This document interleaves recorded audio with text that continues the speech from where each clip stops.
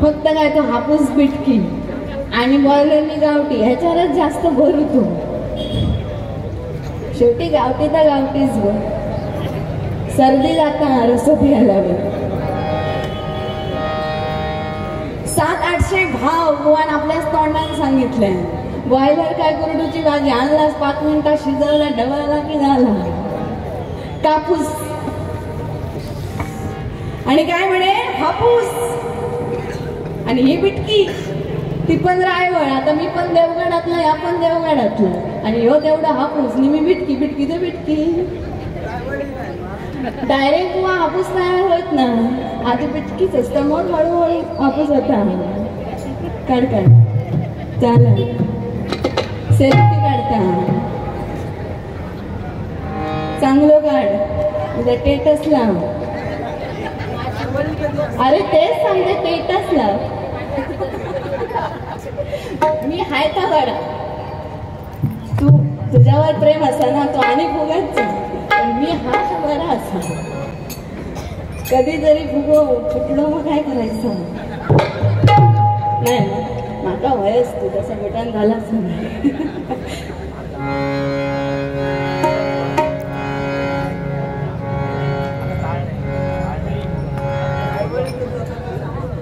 काय रायवळ आम्ही बघितच नाही. आमच्याकडे नाही बघत. हापूसच बघून पाड भरतो रायवळ बघून येळच नसतं.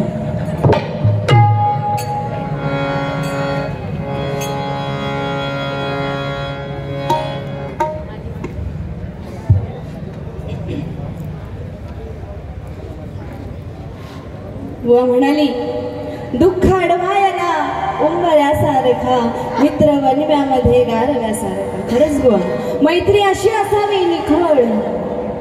मनात काळा ठेवून माझ्याशी मैत्री करू नको. बघ कसा बघता बाहेर ना काय काय बाहेर ना गोरी असतात मनात काळा असतात. तसं काही करू नको.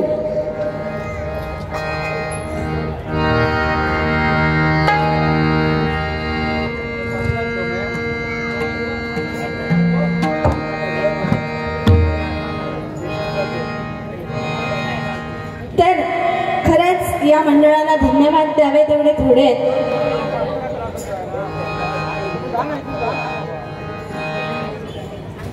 मोठमोठे कार्यकर्त्या या ठिकाणी या मंडळाला भेट देऊन गेल्या.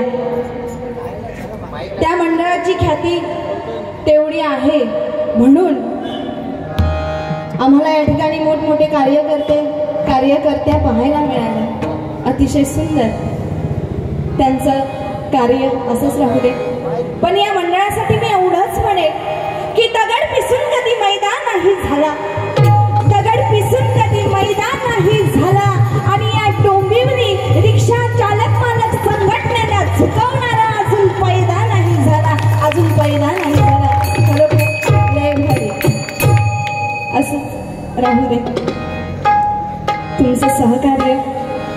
कारण रिक्षा चालवणं म्हणजे काय खायची गोष्ट नाही. तुमचे 5,000 आले परत आले का गोखे काय सांगत होते मगाशी गजर गाताना बुवा काय म्हणाला पैसे बघून बुवाचा तोल गेलो आणि दुसऱ्याच स्केलला गेला आणि माका सांगता. मग चुकी मान्य केल्यास या मोठेपणा तुझं पण सांगताय म्हणून दुसऱ्यात कधी नाव ठेवू नये. मग तर आपल्यावर येतात. जेव्हा आपण दुसऱ्याला नाव ठेवत असतो एक बोट जेव्हा दुसऱ्याकडे करतो तेव्हा 4 आपल्याकडे असतं. या लक्षात ठेवू काय. पण ही माझी जानूस आता काय मनाने दुखली.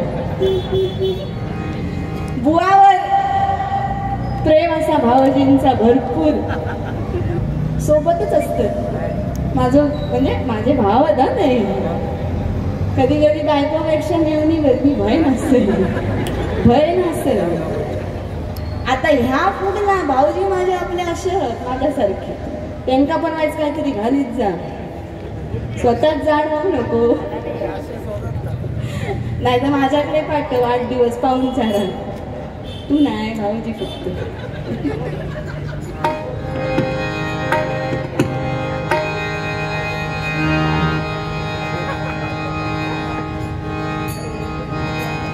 बुवासाठी काय छोटासा गाणं राग येतं का नाही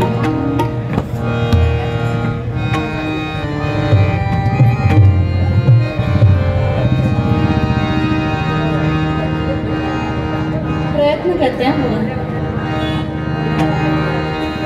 झिरमिर पाऊस धारा भिर भिर करी मदनाचा वारा येना सजणी येना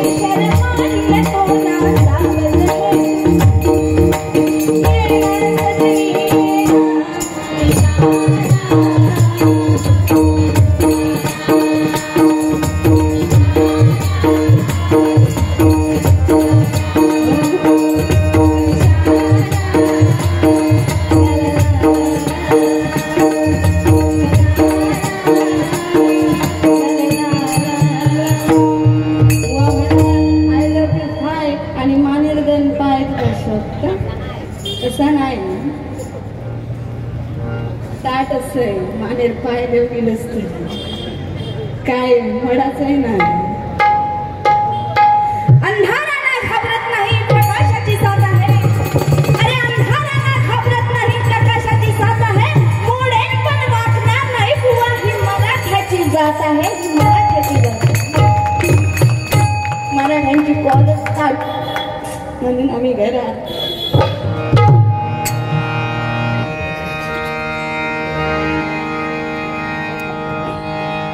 गजल घेते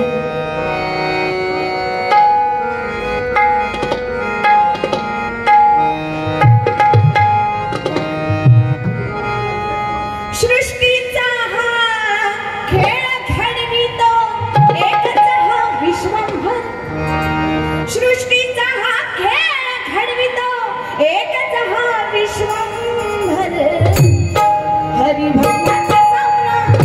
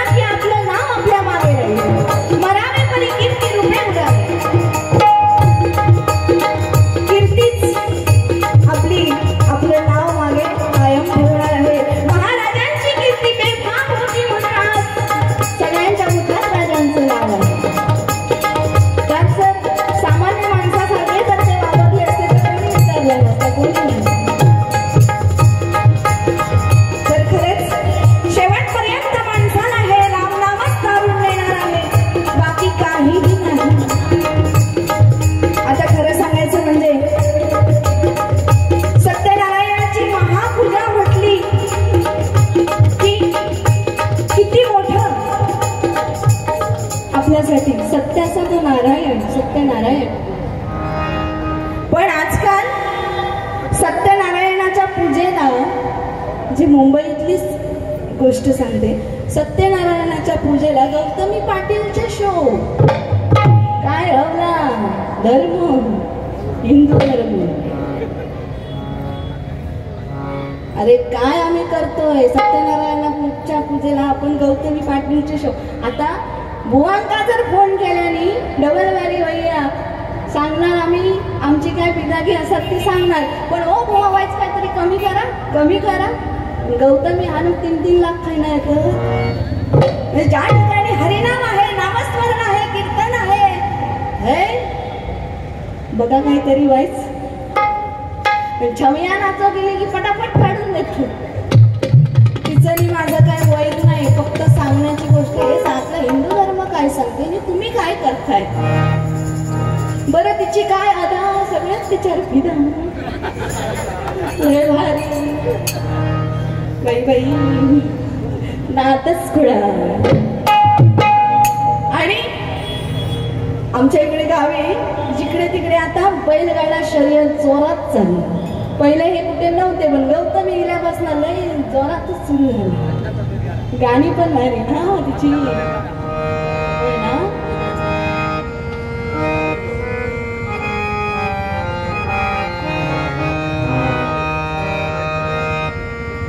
लाखात नंबर आमच्या गावचा हाय बैल जोडा.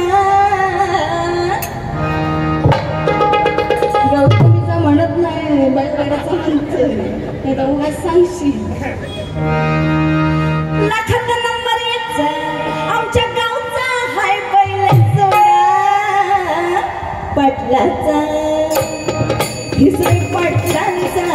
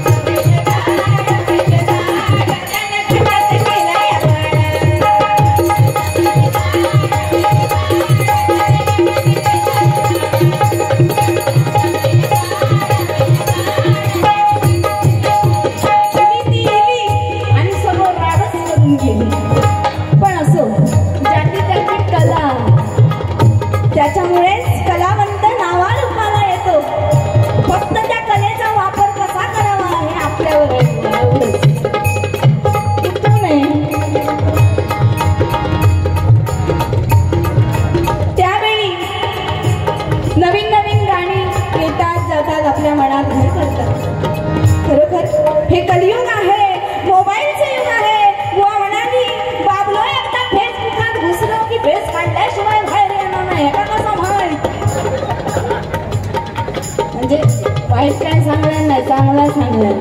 सध्या काय परिस्थिती आता सांगलं.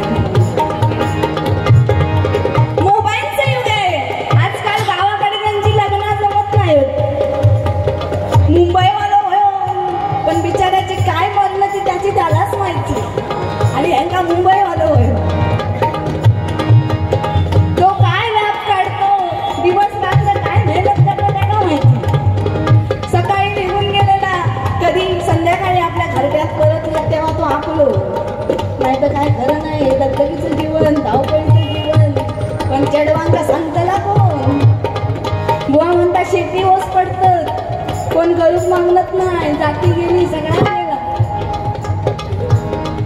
आता सगळी आळशी झाली गेली. आता भांड्याची मशीन जेवढी घडवली ती पण इली वाटत. हो ताईला की झाला घ्यावा. आता भारतीय संस्कृती ही आपली पुरुष प्रधान संस्कृती समजली जाते. पुरुषाचं वचक होय हो, पण आज स्त्री प्रधानच झाली आहे. गयच रे पाटल्या जरा पाणी इला,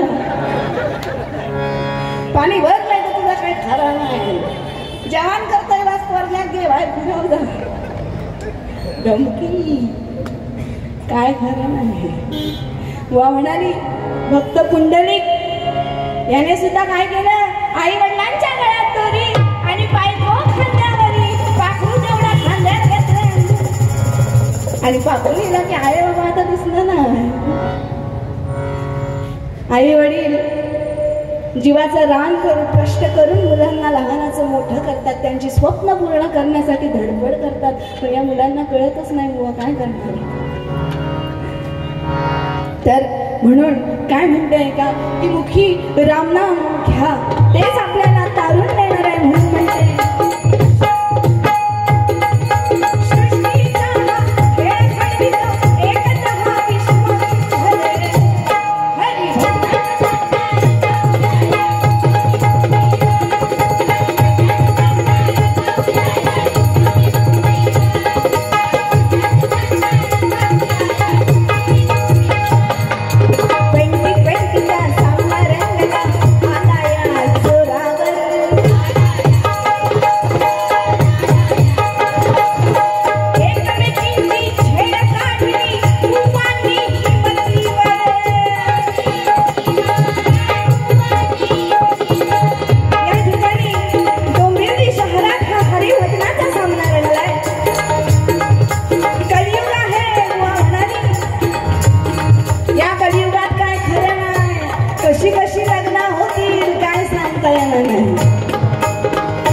त्याच्यामुळे एक असेच गृहस्थ आजोबा आले आणि बुवा प्रश्न विचारले काय की लग्न झालेल्या स्त्रिया भांगात सिंदूर का भरतात. मुळात आता हळदी कुंभाचं सीझन लय जोरात चालू आहे.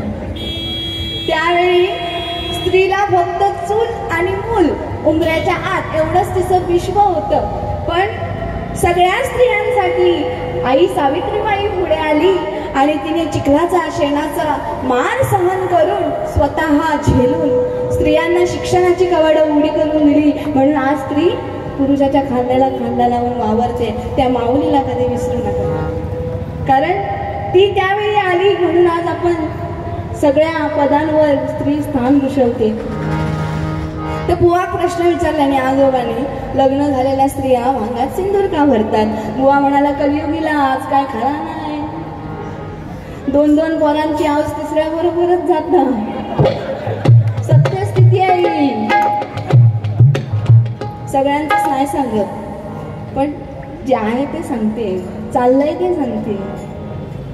बुवाने सुंदर अशा शब्दात उत्तर दिलं त्या आजोबांना की आजोबा लग्न झालेली स्त्री भावामध्ये सिंदूर भरते याचं कारण, जर लग्न झालेली स्त्री रस्त्याने जात असेल, लग्न झालेली स्त्री रस्त्याने जात असेल तर परपुरुषाचा डोळा त्या स्त्रीवर असता कामा नये. कारण काय काय जणांना लय सवय असतात, घरात जरी असली तरी बाहेर डोळं वाकडो करून. सुंदर बतावणीसाठी बाबू तर्फे यांकडून बहुमोल असं 100 रुपयाचं पारितोषिक आलेलं आहे. आभारी आहे, धन्यवाद. तर घरवाली असली तर बाहेरवालीवर लय जणांचं डोळं असतं. म्हणून बुवान काय सांगितलं की एखादी लग्न झालेली सुंदर स्त्री जर रस्त्याने जात असेल तर परपुरुषाचा डोळा त्या स्त्रीवरती असता कामा नये. एका काळात होया काय काळात होया की ज्या भूमीवर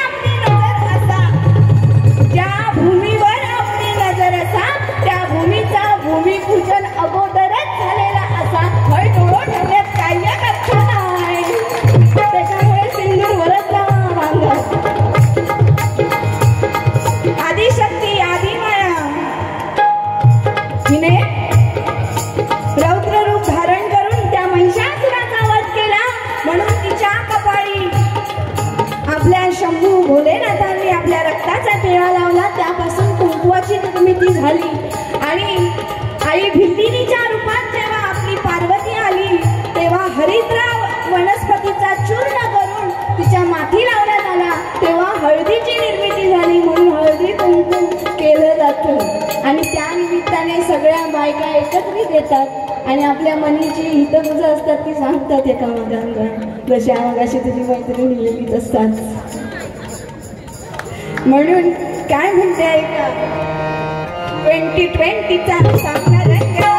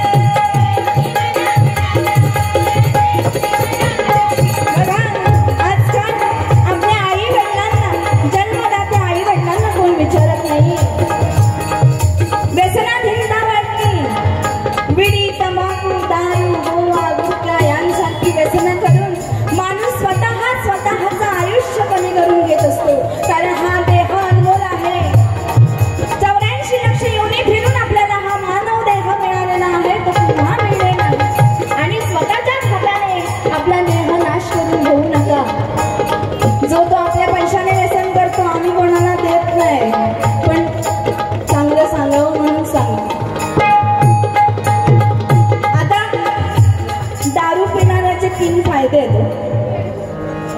खरंच सांगते. पहिलं म्हणजे त्याचे काळ्याचे पांढरे कधी होतात त्याचं त्यालाच कळत नाही. दुसरं म्हणजे त्याच्या घरात कधी चोरी होत नाही, कारण दारूपायी घरातलं सगळं आधीच विकून खाल्लेलं असतं, चोरी येऊन काय चोरणार. आणि तिसरं म्हणजे त्याच्या मागे कधी कुत्रा लागत नाही, कारण तोच हातांना तकडे पकडांना हातडे. कुत्र्याक वाटता किंवा माझ्या सांगावर पडतात की काय, म्हणून तो आधीच वाट काढून जातो. पण असं म्हटल्यावर दुसरं काय म्हणणार, बेवड्यात काही किंमत नाही. रस्त्यात काय होतंय, रस्त्याच्या मध्ये उभं राहलंय, एसटी वाल्यान माझ्या एकट्यासाठी एसटी थांबवल्याने तुम्ही म्हणतात बेवड्यात किंमत नाही. असं आहे रानाच्या 2 बाजू. पण आपलं आयुष्य बर्बाद करणाऱ्या व्यसन मात्र कधी कोणी करू नका. आजकाल आई वडिलांना वृद्धाश्रमात ठेवलं जात आहे. मुलं मोठी झाली, बायका आली, पोरं झाली की आई वडिलांचं ओझं होतंय आणि वृद्धाश्रम. पण मांजरं कुत्री 1-1 लाखाची घेऊन येतील घरात, त्यांच्यासाठी रूम किती, बेड किती, पेडिग्री किती, डॉक्टर किती नाही काय किती, आणि आई वडील काय वृद्धाश्रमात. प्राणी मात्रावर दया करावी मान्य आहे मला, पण आपण त्यांच्यासाठी जेवढं करतो तेवढं आई वडिलांसाठी पण करावं. तुमच्यासाठी त्यांचा देह झिजत असतो, हे आजच्या मुलांना कधी कळणार. परमेश्वर प्रत्येकाच्या घरी जाऊ शकत नाही, म्हणून त्याने आईसारखी मांगल्याची मूर्ती प्रत्येकाच्या घराघरात घालावली. ती आई वडील आपल्याला घडवतात, वाढवतात. एक वेळ कळेल तुम्हाला बायबल पुराण, पोथी पुराण, पण बाप नावाचा ग्रंथ मात्र कधीच कोणाला कळणार नाही. खरोखर आयुष्याची शिदोरी तयार करणारा बाप आपल्याला कधीच दिसत नाही. आई रडून मोकळी होते, पण बाप रागावतो, म्हणून मुलांना तो कोणतरी असो राक्षस असं वाटतं. पण असं नाही. डोळे मिटून जी प्रेम करते तिला प्रियसी म्हणतात. डोळे उघडे ठेवून जी प्रेम करते तिला मैत्री म्हणतात. डोळे वटारून जी प्रेम करते तिला बायको म्हणतात. पण डोळे मिटेपर्यंत जी प्रेम करते तिला आई म्हणतात. हो आई.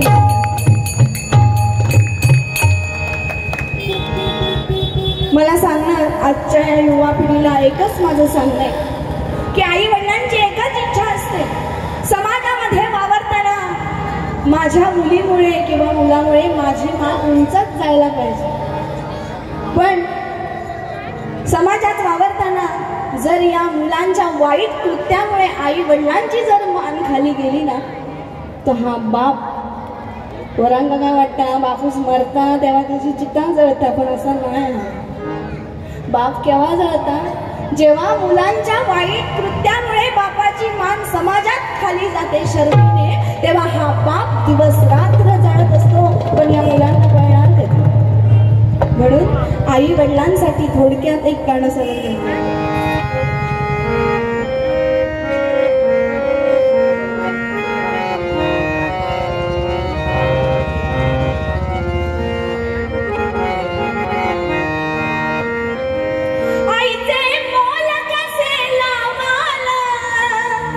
आईचं मोल तुम्ही कधीच लावू शकत नाही. एखाद्याच्या पोटावर जर 5 किलोचं वजन बांधलं आणि सांगितलं 1 तासच फक्त वावरून दाखव, झोपान दाखव, जेवण दाखव, फक्त 5 किलोचाच वजा बांधायचा पोटात, काय करीत. पण आई बिचारी 9 महिने मुलाला पोटात बाळगते. तिचं मोल कोणीच लावू शकत नाही. बाबाचे त्याग कसे मोजाला, जो बाबा आयुष्याची शिदोरी मुलांसाठी तयार करतो, त्यांच्यासाठी झटत राहतो. एक वेळ आपण स्वतः फाटकी बनियान घालेल, पण मुलाच्या मुलीच्या हौशी करेल असा तो बाप. त्याचे त्याग तुम्ही कधीच मोजू शकत नाही. म्हणून म्हणते आईचे मोल कसे लावाला, बाबाचे त्याग कसे मोजाला, कसा लावाल तुम्ही अंदाज. आई आहे स्वर्ग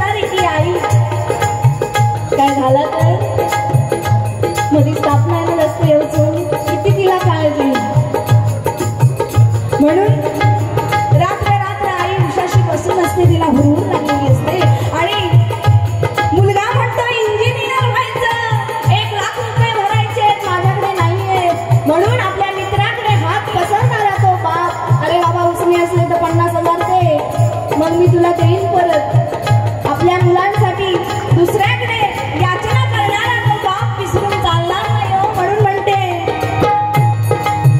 आईची जागली गात बाबाने जोडले